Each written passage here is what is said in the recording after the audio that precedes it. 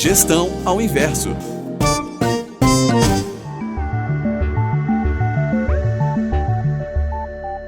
Boa noite, ouvintes!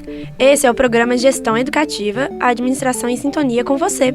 Estamos começando agora o Gestão ao Inverso, o quadro em que discutiremos alguns temas da administração e da sociedade com um olhar mais crítico. Hoje, esse programa será apresentado por mim, Maria, estudante do 7º período em administração, e Gustavo Avelar, estudante do 3º período.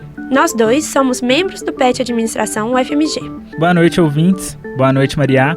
Hoje no Gestão ao Inverso vamos trazer um tema um pouco diferente, mas muito relevante. Vamos falar de gestão pública, abordando os concursos e cargos comissionados e como isso reflete na sua vida cotidiana.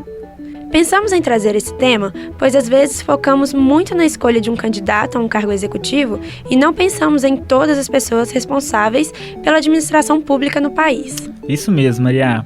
A evolução das instituições públicas está totalmente ligada à escolha das pessoas que vão executar o planejamento do administrador público, que pode ser um governador ou um presidente. Por isso, a nomeação de um ministro que não tem competência para exercer seu cargo pode afetar um país por muitos anos.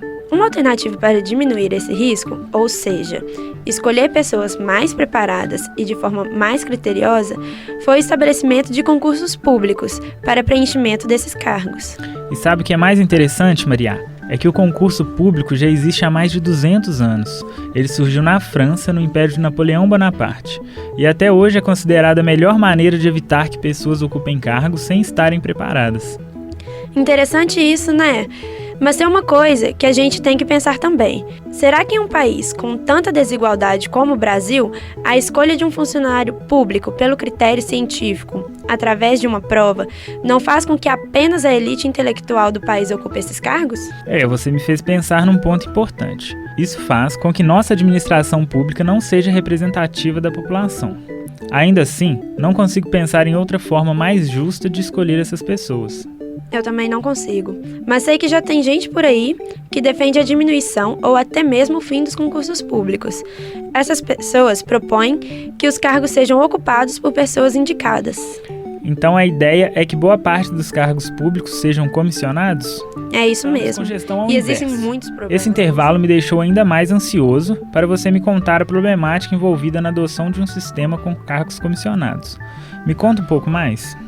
Então, Gustavo, os cargos comissionados são usados como meio de governantes ou governantas colocarem pessoas que elas confiam trabalhando em cargos considerados estratégicos para sua administração. O problema disso é que não existe nenhum critério claro ou uma fiscalização dessa escolha. Desse jeito fica fácil um governante favorecer pessoas próximas a ele, mesmo que não tenham competência para o cargo, apenas por afinidade mesmo. Isso pode significar todo um mandato que beneficia poucas pessoas ao invés do coletivo. Não é comum encontrarmos famílias inteiras em uma única gestão, mas muitas vezes esses cargos são usados como um instrumento de estratégia política. Um governante pode, por exemplo, negociar esses cargos em troca de apoio político, ou nomeando pessoas com opiniões semelhantes à sua, o que dificulta a existência de um governo representativo. Então, depois de ouvir você falar, acho que é fundamental a permanência dos concursos públicos, mesmo que esses precisem melhorar. Sobre os cargos mais altos do governo, acho que eles dificilmente vão deixar de ser por indicação, pois isso poderia comprometer as condições necessárias ao exercício do poder de governar. Eu entendo isso, mas a escolha de um ministro ou de um secretário de Estado, por exemplo, não pode comprometer toda uma sociedade apenas por uma estratégia política que favorece poucas pessoas. Algo precisa ser feito nesse sentido. Eu concordo, Maria. Por isso a gente tem que estar atento aos candidatos aos cargos executivos que votamos.